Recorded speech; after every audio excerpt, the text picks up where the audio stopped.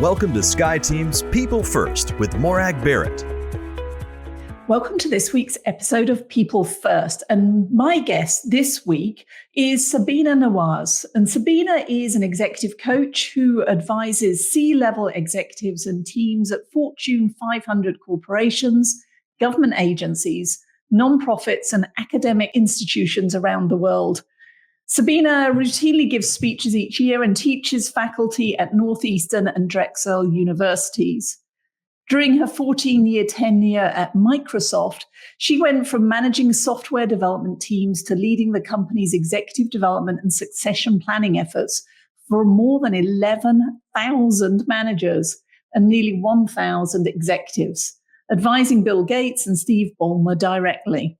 She's written for and been featured in Harvard Business Review, Wall Street Journal, Forbes, Fast Company, NBC, NASDAQ, and MarketWatch.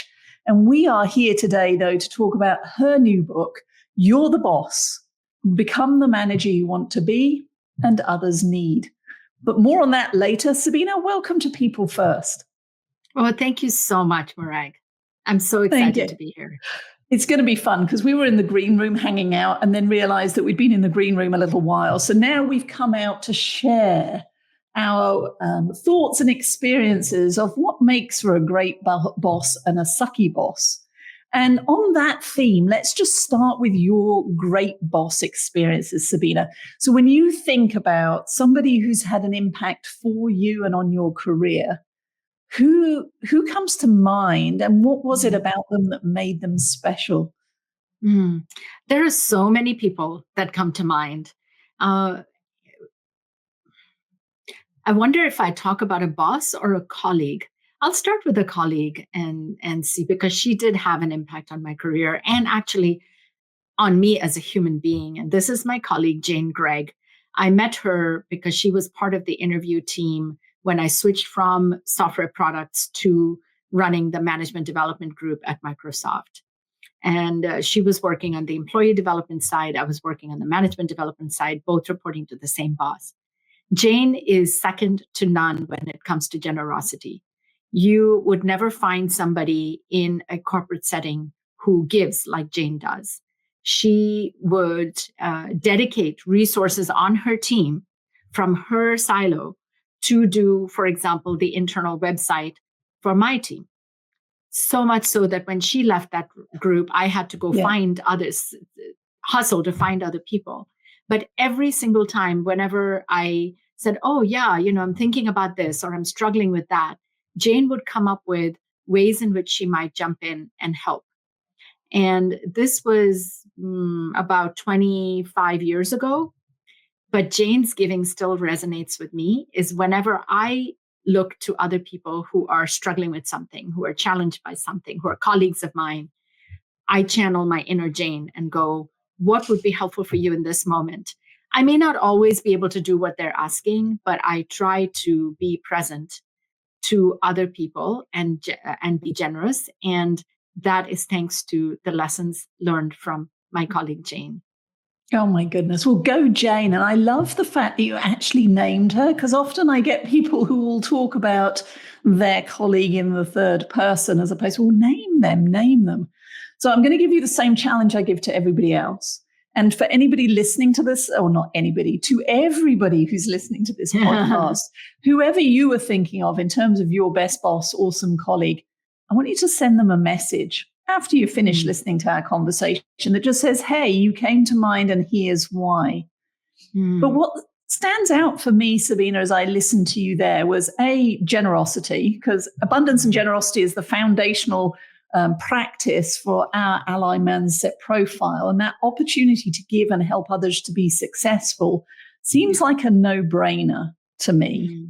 And yet I was reading some McKinsey research where employees were describing 75% of employees said interacting with their boss was the most stressful part of the day. So if it's relatively easy for us to name our Janes, why is it that so many not Janes and bad bosses seem to exist in the workplace? Well, because I don't think they're bad bosses or they're not Janes. I actually don't think there is a thing called a bad boss. It's bad behaviors. It's bad boss behaviors that are forged under pressure. Mm, that, I went from being best boss ever to the boss from hell under pressure. And Okay. so I think anybody can fall to that. Just about every boss that I've worked with, of course, I wouldn't be working with them otherwise, wants to be a good boss. Every employee wants to be productive. And yet we end up in this really fraught dynamic between boss and employee. And that's where I think two forces come into play. One, that it's not power, but pressure that corrupts us. And the higher you go, the more pressure you have. So as a boss, you might raise your tone of voice, you might frown a little bit, and people then misinterpret that or interpret that in a way that has a much harder impact on them because of the second force, which is power. The higher you go, the less you know. The less you know about the impact that you are having on others, particularly when your behaviors are corrupted under the influence of pressure. So when you combine power and pressure, you can turn the best bosses into the worst bosses. And it makes it a stressful situation, a stressful interaction for people. That's interesting because that makes me think about listening to Alan Mulally, previous CEO of Boeing and Ford, talk about the moment when he realized that his smile, or more to the point, his frown, was no longer his own. Because he became aware that if he's looking down and grumpy or whatever, then people are going to write a story and the stock price is going to go down, was his story. And that doesn't mean that you smile all the time in a Pollyanna way, but you need to be thoughtful about how you're showing up, not just in what you're saying, but to your point, tone, how you're saying it. And as you become more senior, every time you open your mouth, you are creating ripple effects, almost interpreted as orders to those who may overhear. So if you're like me and you talk to think, being very clear around, oh no, that's just me thinking out loud, as opposed to I want that now to become a reality. Otherwise, you're creating all of this unproductive work and chaos around you, but may not be aware of it because everybody's trying to create a professional face around you because you're the boss. 100%, Morag. In fact, for many of my clients, the counsel I give them is arrange your face before you go into that meeting. Arrange your face. Your face should be in alignment with what you really want to convey, because people are going to make up meanings. With people in positions of power, we love to make up stories about what they're thinking, particularly what they're thinking about me.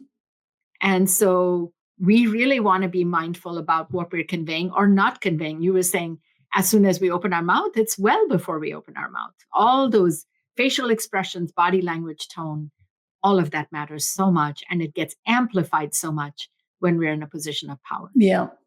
And I think as a leader, it's not that we're suggesting that perfection and poise in all situations is required, because we're all human, but recognizing that when something unintentional has come from our presence, that we're quick to correct that.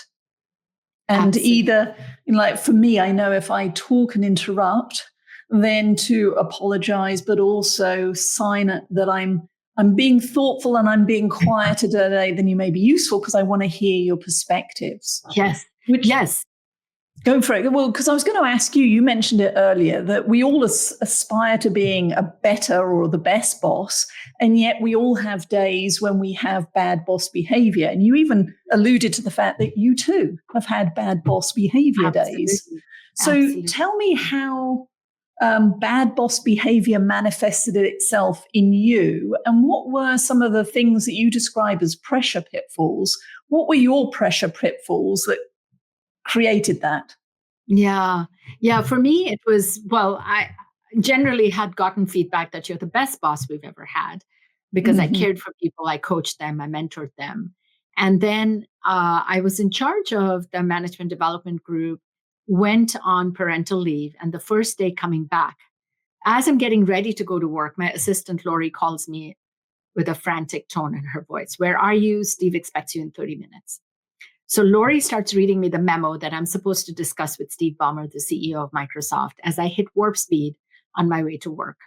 And that set the tone, the pressure for my return to work with an overflowing inbox, high profile executives, and tending to their requests and queries, and an infant at home. So I had no sleep, no peace, no patience, and overnight morphed from being nurturing and caring to snippy and short.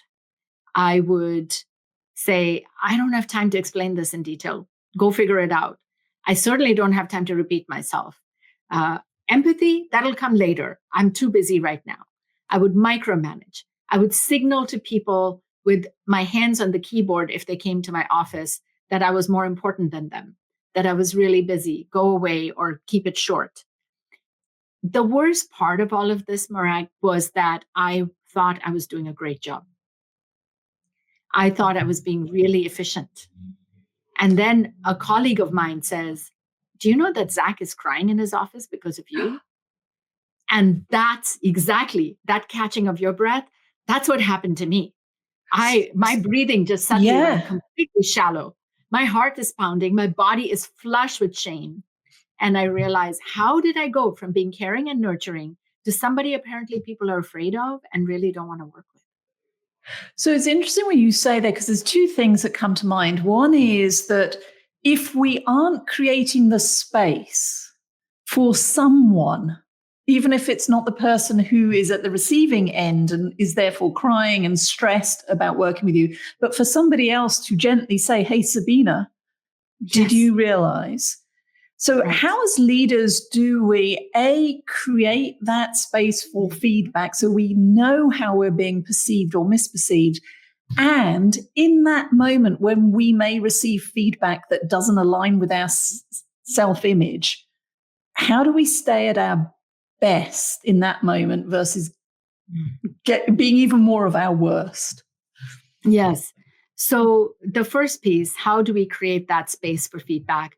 It is very difficult. Everything that is going to come up is going to be somewhat muted, milder and cushioned in praise. So you have to amplify whatever message you're getting, first of all. But second, to even get some message, even some weak signals, the feedback you receive is directly proportional to the quality of question you ask when you're soliciting that feedback. If you say, how did that meeting go? They're going to go, it went great, boss. Where secretly they're thinking, are you kidding me? Could it have gone any worse? But they're not going to tell you that, because by asking a yes, no question like that, you're not really looking for feedback. You're looking for a pat on the back, a reassurance that you're great. So instead, I would say, be very, very specific and think small. Think small and think in third person. Here's how I would translate that. One, thinking small. What's one thing that you thought went well in that meeting? What's one thing, if I did more of or less of, would have made that meeting go even better? Now it's much harder for me with that second question to go, oh, you did great. And it's one thing, it's not the whole meeting. It's not what are 5 things. So it's less overwhelming for somebody who's just trying to give feedback to their boss. Making it in the third. Yeah, go ahead. Sorry, I was going to say, but making it small, as I just interrupted and did my worst boss example on purpose, makes it, as you say, laser-like and easier for people to respond. But then you talk about, and you were about to go on to say, the third person piece. So how does that help? Yes. So let's say that you're not getting a lot of quality feedback. Chances are that means you haven't created an environment for that. So even a small ask might feel monumental to the person being asked to provide feedback. In those cases, you might say, what do you think people who typically agree with me would have, what's one thing they would have said about the meeting? And what do you think are detractors? If there's one thing that I could do more of or less of, what would they say that was the thing? So now I, Sabina, don't have to even own the feedback. I can just say, well, if I thought about your crustiest, most cynical detractor, here's what they would say. It gives me permission to be more honest. Is that something you want to continue in the long term? I hope not. I hope you can build a relationship with the person can own their own message. But initially, you're just looking for little chinks to try and get the message. And then, of course, not react defensively when you receive it. Yes, I know. Dr. Marshall Goldsmith, my friend and mentor, always advises that whatever the feedback you get, there is only one response, and that is exactly. Thank you. And then you can go away and fume. You can be righteously indignant if you want, but you do that in private. Or ideally, you're filing it away and looking for the patterns, and then you can make a choice as to how you move forward. So you talked there about getting feedback in small bites, making it third person. I love the idea of what would my number one fan say? What would my detractors or the people who are more cynical about me, what might they say? So then how do we go about stimulating change? Because often the leaders I'm coaching are looking for the big silver bullet, the one thing. And I'm not sure that even exists. So how do you coach leaders to then act on feedback? Yes. So another perhaps surprising phrase I will use is to do as little as possible. Here's what I mean by that. It's the concept of micro habits. The only way to overachieve in these kinds of shifts that are part and parcel of your identity, they are things that have made you successful. My book is for people who are already highly successful. It's not easy to change those things. And if you try and take it on with the zeal of a fresh fiscal year's business results, you will fail, because this is not the same as running your business. This is behavioral change. And so you want to start with what I call micro habits in the book, which is it's so tiny that you will almost laugh, or you will laugh at the idea of doing something that small. And you do it every single day. For example, you had asked another question about how do they receive the feedback, or what do they do with it? So how do they receive the feedback? And I would say, shut up and just listen and sense more about what's going on so you can have a better system to take in that information. So, well, what does that mean? Does that mean now every meeting you go to, you're not going to say a single word? Of course not, because then people are going to think, uh-oh, what's going on here?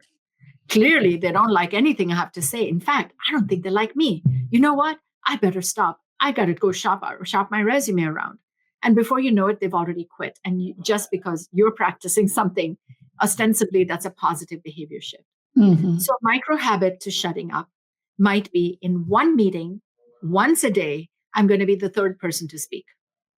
Yeah. Just that. That's it. Okay. And slowly, when you do that consistently, people go, oh, this person really is interested in hearing what I have to say. Yes. I love that, because as you say, it's a micro habit. It's an easy thing to introduce into what you're doing. And if I may be so bold, I'd suggest that also let key folks know that's what you're practicing.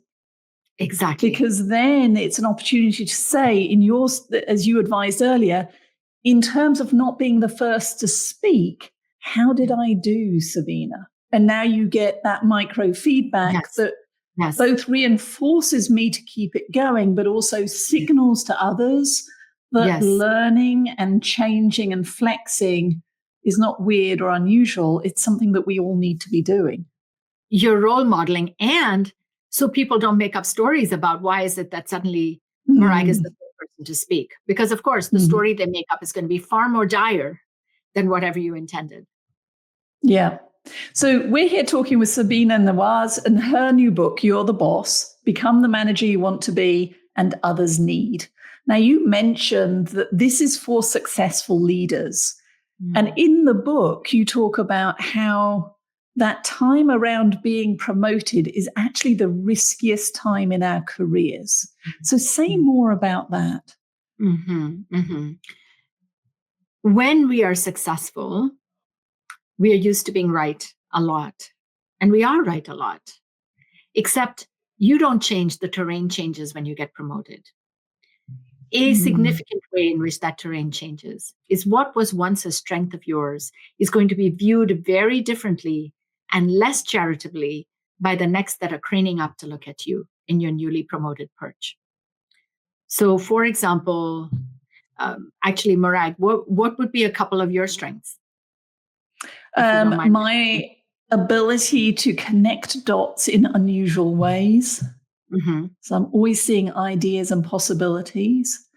And my strength, I'm similar to Jane, the abundance and generosity in terms of how can I be of service? How can I help others? Yes, yes.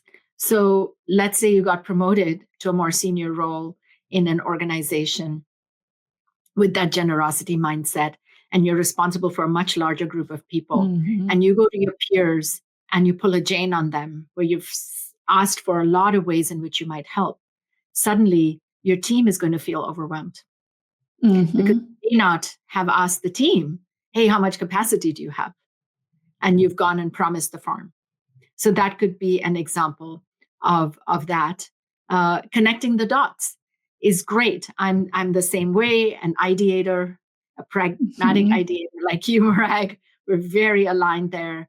And that could come across as you're randomizing the team. Mm-hmm. It's like you've been following me. Right? So, but the higher you go, the more impact those kinds of things have. And there's a downside to these things, which if not managed, if you just tell yourself the story from your perspective, you don't see that it's having this kind of impact on other people. So I like what you share there, that it's essentially what got me promoted isn't necessarily all of the skills that I need to be leaning on at that new leadership level. And it's letting go of some, but I don't need to change who I am. What you're saying is I'm changing how I show up. Yes. Yes. It's positional, not personal. It's the role you're fulfilling. Yes. Yes. Yeah. So you do talk about self-care, because one of the things that I've learned about my abundance and generosity, it's not just that it can overwhelm my team, it can overwhelm me too, if I'm not setting guardrails to what I'm saying yes to. So how do you advise leaders and managers, especially in the Western world where hustle, hustle, hustle, and the hamster wheel of continual success and more and more and more is kind of so revered? How do you help them to focus on that self-care element? Well, it's a fallacy to think that if I invest in self-care, I will slow down or I will get less done. So it's about breaking that down for them. And this is personal. In about 2009, I was really tired a lot. So much so that I went to a sleep specialist. And, they hook you up in a lab all night long. They put electrodes all over you to monitor your sleep. And he said, there's nothing wrong with you. There's nothing wrong with how you sleep. You're just getting too little of it. And so I thought, oh my gosh, but I'm so tired. I'm going to have to put more time into sleeping. And I was almost panicked. I thought, how am I going to? I've got young kids. I've got a mother with Alzheimer's. I'm traveling a ton with a relatively new business. I'm not going to be able to get everything done. Clearly, I'm going to have to shed some of my clients. Maybe I'll have to stop writing for Harvard Business Review because I'm going to be devoting all this time to sleep. And guess what? Not only was I better rested and more healthy, I actually got more done, not less. Because of course, when you're not so tired, you're sharper, you're more productive, you have higher quality work. So it's that recognizing that fallacy. Now, again, it's very hard to do. I did it because I was in this quite dire situation where I was really not feeling very great with the sleep deprivation. So I had to make a big change. But making a big change before it's too late is much harder to do. And that's where micro habits come in again. I have a client where she decided that instead of turning off her screen at 11:30 p.m., she would turn off her screen at 11:25 p.m. Oh, yeah. Just 5 minutes, because she's like, oh, that's just ridiculous. I said, well, why don't you just try that? Let's see. And even that 11:25, she didn't succeed 5 days out of 5. It was about 3-4 days out of 5. Well, let's do on that for a few weeks until you really get it. And then it's, slowly you move back so that now she's able to unplug at 10 o'clock at night, which is a much more reasonable time. So it's taking really tiny pieces. If your self-care is around physical activity, it's one push-up, not half hour at the gym. Does not work. One push-up like that. Yeah. So it happens a bit like I talk about relationships, one conversation at a time, one micro habit at a time. But in doing so, you have to be paying attention and you have to make that choice to unlearn so that you can create space for the new behaviors, the new approach to come in. Exactly right. So I'm curious, in terms of, you've shared some wonderful case studies there. What have been some of the biggest turnarounds that you've seen in manager or leadership behavior? So many. And again, mostly it's because the power has distanced them so much from even understanding. For many of my clients, I do something called a 360 process, which I'm sure you're very familiar with in our profession, where I'm interviewing about a dozen team members to say, what is it actually like to work with this person? And when I share that data with my clients, nearly 100% of them, even the ones who profess to be very self-aware, are surprised, are shocked usually, because it's one thing to intellectually get it. It's another thing to read in the words of your coworkers how they really feel about working with you. So it's about, sorry, repeat your question again. So the biggest turnaround, and I was thinking as I was listening to you there in those 360s, I know the leaders that I'm coaching, they tend to go straight to the middle or wherever we put it. What's the bad news? And I'm wondering, like, even Jane, your best boss, they've got things they need to do different, but they've also got skills that actually just do more of the good stuff. Do more of the good stuff. Yeah. Yeah. Is a shift in behavior always about fixing the gaps, or is it not necessarily? Completely. But also make sure your strength is not overplayed in ways you don't want it overplayed. I am doing a 360 right now for somebody, and her strengths are great human being, really cares about people, extremely responsive and responsible, and optimistic. Now that optimism causes her to say yes and take on work on behalf of her team that she shouldn't be taking on, causes her to say, oh, we're good, we've got this. So her peers actually are really excoriating her for being their perception now of arrogant, disconnected from reality, because of course there have been problems that have shown up. So that comes around if you are not mindful of and overplaying your strengths. But yes, the feedback, absolutely. I ask people to really work on, you're going to get to world class by working on your strengths. You're going to get to mediocre by working on your weaknesses. And the biggest turnaround actually, or one of them, was this person who got this was one of the harshest 360s I had done. Very, very negative feedback. They called him words that I won't repeat on your show, but also a thug, a bully, that meetings with him were a stream of insults. It was very, very painful for people to work with him. Now, again, he was shocked and surprised because he was what I call an innocent saboteur. He was making jokes because he thought it would ease the tension. He was using sarcasm because, believe it or not, he thought that would motivate people. When he received this feedback, he was able to just stop those things and continue to focus on the things he did really well, which is set really clear vision and direction and technical guidance. And when I conducted a follow-up 360, it was one of the most positive 360s I have done, where people called him 1,000% better than where he started. Simply by dialing down these destructive behaviors that he thought he was doing for good and continuing to simply focus on the things he did so well. So having that abundance mindset about what is already abundantly present in you will generate abundance for other people.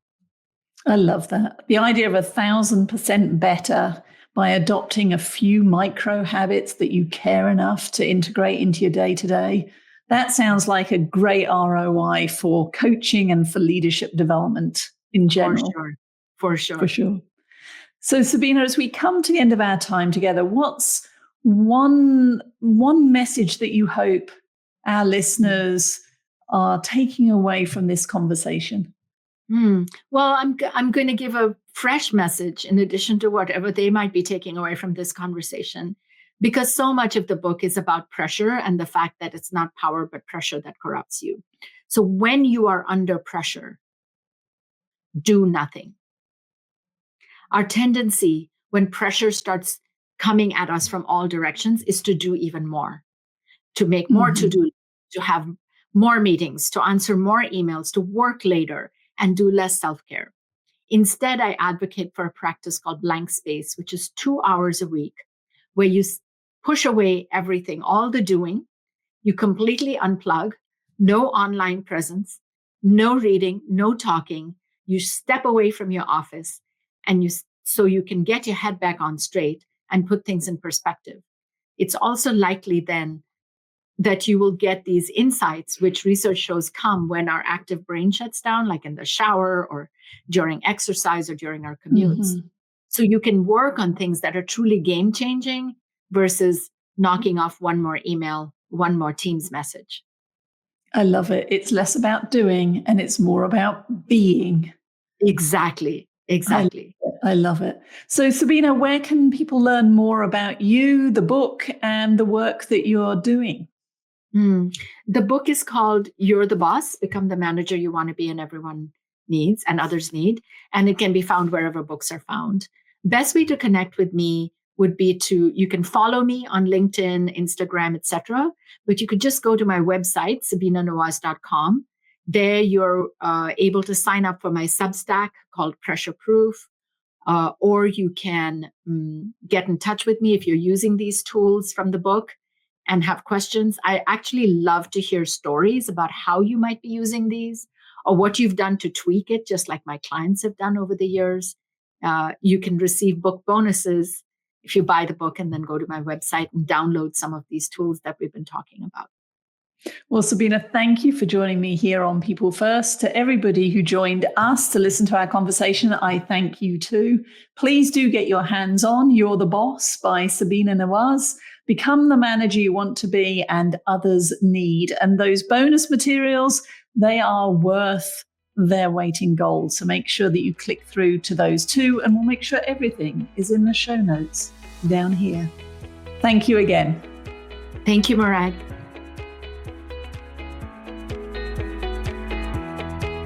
Thank you so much for joining Morag today. If you enjoyed the show, please like and subscribe so you don't miss a thing. If you learned something worth sharing, share it. Cultivate your relationships today when you don't need anything before you need something. Be sure to follow Sky Team and Morag on LinkedIn, Facebook, Twitter, and Instagram. And if you have any ideas about topics we should tackle, interviews we should do, or if you yourself would like to be on the show, drop us a line at info@skyteam.com. That's SKYE team.com. Thanks again for joining us today, and remember, business is personal and relationships matter. We are your allies.